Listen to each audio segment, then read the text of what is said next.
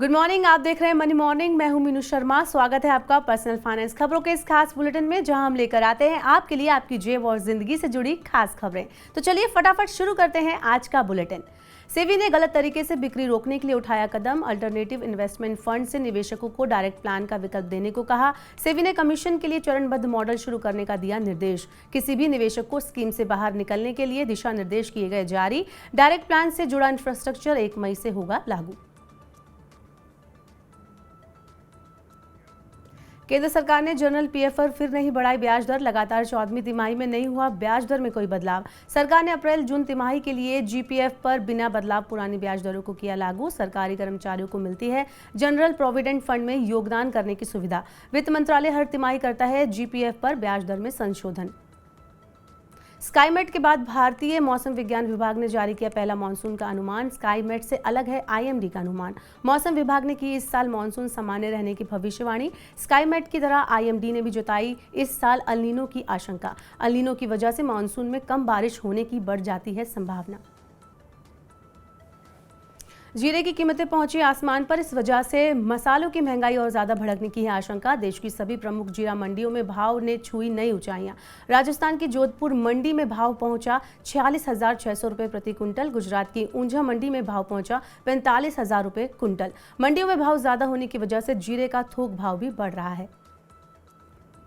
ICICI bank ने UPI payment के लिए शुरू की ईएमआई सुविधा। बैंक के बाय नाउ पे लेटर सर्विस के लिए एलिजिबल ग्राहक तुरंत उठा सकेंगे ईएमआई सुविधा का लाभ।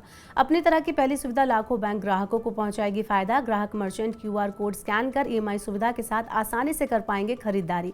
Electronics, grocery, fashion apparel, travel और होटल बुकिंग कैटेगरी में मिलेगा ईएमआई सुविधा का लाभ।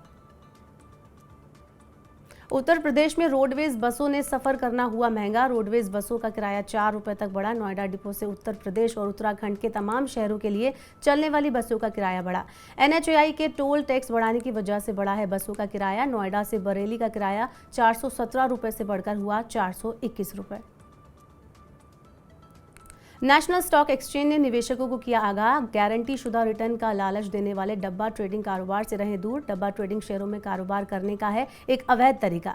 डब्बा ट्रेडिंग कराने वाले लोग बिना डीमैट अकाउंट और केवाईसी के शेयर बाजार से बाहर इक्विटी में करते हैं कारोबार। शेयर बाजार में गारंटीड रिटर्न देने वाले व्यक्ति या संस्था से रहें निवेशक बचकर। टीडीएस कटौती के बाद करदाता की तरफ से उसे देर से जमा करने पर नहीं लगेगा जुर्माना। सुप्रीम कोर्ट ने आयकर कानून की धारा 271(c) के तहत सुनाया फैसला। सुप्रीम कोर्ट की पीठ ने केरल हाईकोर्ट के फैसले के खिलाफ दायर अपील की सुनवाई करते हुए फैसला सुनाया। आयकर कानून 1961 की धारा 271(c) के तहत टीडीएस की कटौती के बाद उसे देर से जमा करने पर अब नहीं लगेगा जुर्माना। एचडीएफसी बैंक ने कुछ चुनिंदा अवधि के लिए एमसीएलआर में की 85 बेसिस पॉइंट की कटौती। नई ब्याज दरें 10 अप्रैल से हो चुकी हैं प्रभावी। नई दरों के बाद बैंक की ओवरनाइट एमसीएलआर 85 बेसिस पॉइंट घटकर हुई 7.80%। पहले ये दर थी 8.65%। एक महीने वाली एमसीएलआर 8.65 से घटकर हुई 7.95%। 3 महीने के लिए एमसीएलआर 8.7% से घटकर हुई 8.3%। रिटेल उपभोक्ताओं को नहीं होगा एमसीएलआर में कटौती का फायदा। जियो ने लॉन्च किया नया होम ब्रॉडबैंड बैकअप प्लान। ग्राहक जरूरत पड़ने पर अपग्रेड कर सकेंगे ब्रॉडबैंड की स्पीड। इस प्लान से ग्राहकों को मिलेगा भरोसेमंद ब्रॉडबैंड कनेक्शन। बैकअप कनेक्शन के लिए नए कॉन्सेप्ट से ग्राहकों को मिलेगी किफायती दाम पर सुनिश्चित डाटा सप्लाई के साथ अल्टरनेट ब्रॉडबैंड कनेक्टिविटी। आयकर विभाग ने अप्रैल 2023 से शुरू हुए नए वित्त वर्ष के लिए लागत मुद्रास्फीति सूचकांक किया अधिसूचित। करदाता इस सूचकांक का अचल संपत्ति, प्रतिभूतियों और आभूषणों की बिक्री से होने वाले लॉन्ग टर्म कैपिटल गेन की गणना के लिए करते हैं उपयोग। सीबीडीटी के अनुसार वित्त वर्ष 2023-24 के लिए लागत मुद्रास्फीति सूचकांक 348 पर था। बीते वर्ष में ये आंकड़ा 331 और 2021-22 के लिए 370 था। तमिलनाडु ने ऑनलाइन गैम्बलिंग पर लगाए प्रतिबंध। राज्यपाल ने Tamil Nadu prohibition of online gambling and regulation of online games bill को दी मंजूरी। रमी और पोकर जैसे ऑनलाइन गेम्स होंगे राज्य में बंद। ऑनलाइन गैम्बलिंग को प्रमोट करने वाले हर तरह के विज्ञापनों पर रहेगा प्रतिबंध। एल&टी म्यूचुअल फंड का अस्तित्व हुआ अब खत्म। सेबी को वापस लौटाया कंपनी ने अपना पंजीकरण। एल&टी म्यूचुअल फंड की योजनाओं के एचएसबीएस म्यूचुअल फंड में विलय के बाद उठाया गया ये कदम। 6 अप्रैल 2023 से एल&टी म्यूचुअल फंड नहीं रही एक म्यूचुअल फंड कंपनी।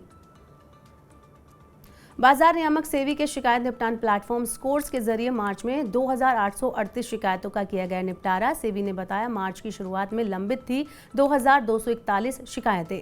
इस महीने सेबी को मिली 2643 नई शिकायतें।